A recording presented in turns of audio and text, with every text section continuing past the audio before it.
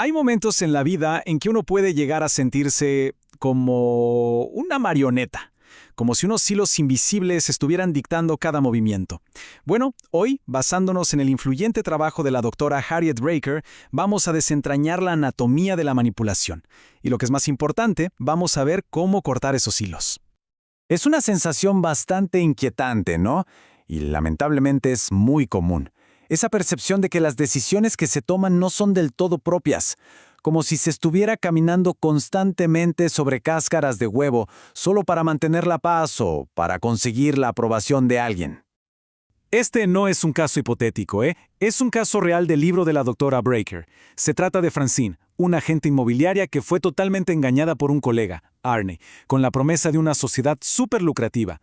El resultado, meses de trabajo extenuantes sin ninguna recompensa, un estrés por las nubes y su reputación dañada. El costo de la manipulación, como vemos, es muy real.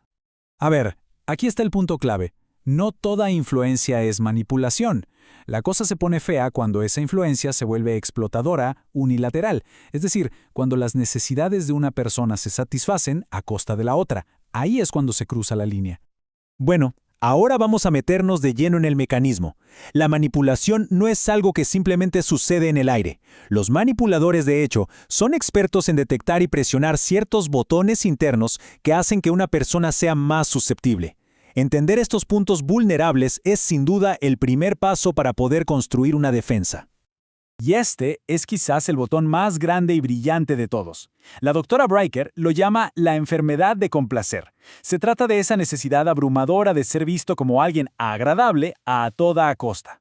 Es que, piénsenlo, cuando la identidad de alguien se basa casi por completo en ser agradable, el miedo a no serlo se convierte en una herramienta de control poderosísima.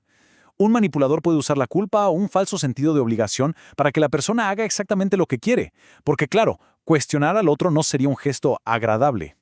El siguiente botón es lo que la doctora Raker define como emotofobia.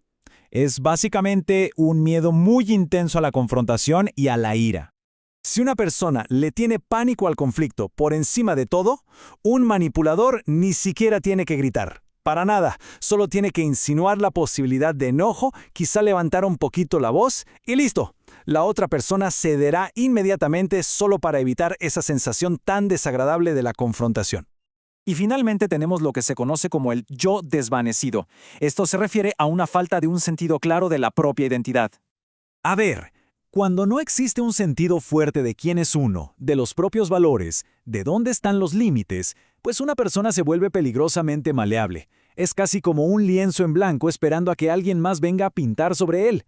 El manipulador no encuentra resistencia, simplemente proyecta sus propias necesidades y deseos sobre esa persona y la moldea para que se ajuste perfectamente a sus propósitos.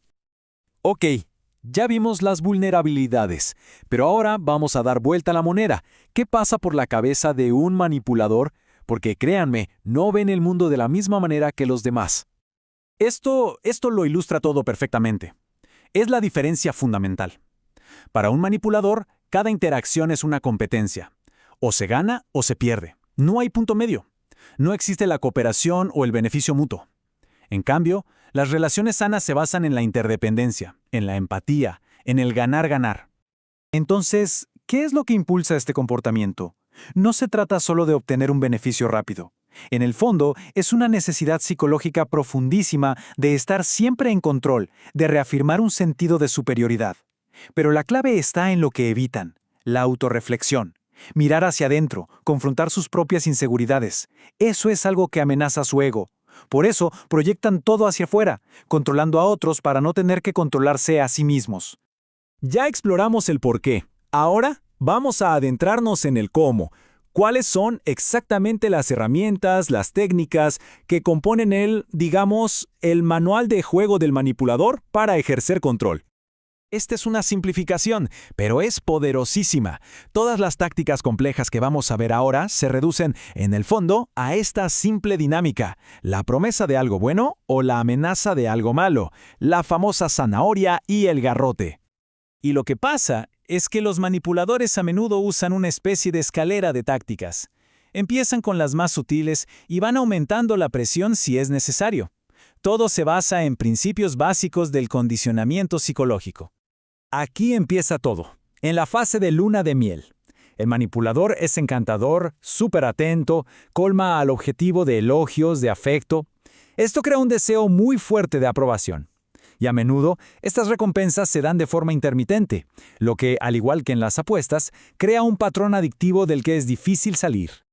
Aquí es donde la presión se vuelve más sutil, pero es inmensamente efectiva. Y ojo, es muy importante entender que el refuerzo negativo no es un castigo directo. Se trata más bien de la creación deliberada de un ambiente incómodo. El trato silencioso, hacerse la víctima constantemente, un suspiro de decepción. Ese estado desagradable solo se detiene cuando el objetivo cede. Con el tiempo, se aprende a anticipar y obedecer simplemente para evitar que esa presión siquiera comience. Y esto es el garrote. Cuando la presión sutil no funciona, el manipulador recurre al castigo directo, y aquí ya hablamos de ira abierta, amenazas y tácticas de intimidación que están diseñadas para controlar a través del miedo puro y duro. Ok, entender todo esto es crucial, por supuesto, pero el conocimiento sin acción no sirve de mucho. Así que esta sección final trata sobre lo más importante, cómo recuperar el poder y cortar esos hilos de una vez por todas. Este es probablemente el consejo más importante de la doctora Breiker. El enfoque no debe estar en cambiar al manipulador, eso es casi imposible. El poder real reside en cambiar la propia respuesta, en hacer que sus tácticas simplemente dejen de funcionar. Esta es una técnica increíblemente efectiva para usar en el momento. En lugar de ceder o de ponerse a discutir, la estrategia es ganar tiempo. Se reconoce la emoción del otro para desarmarlo, pero se repite con calma la propia posición, como un disco rayado. Esto no deja ninguna apertura para el debate o para que sigan presionando. Y claro, la solución a largo plazo es fortalecer las defensas internas. Esto significa trabajar en esos botones de vulnerabilidad de los que hablamos.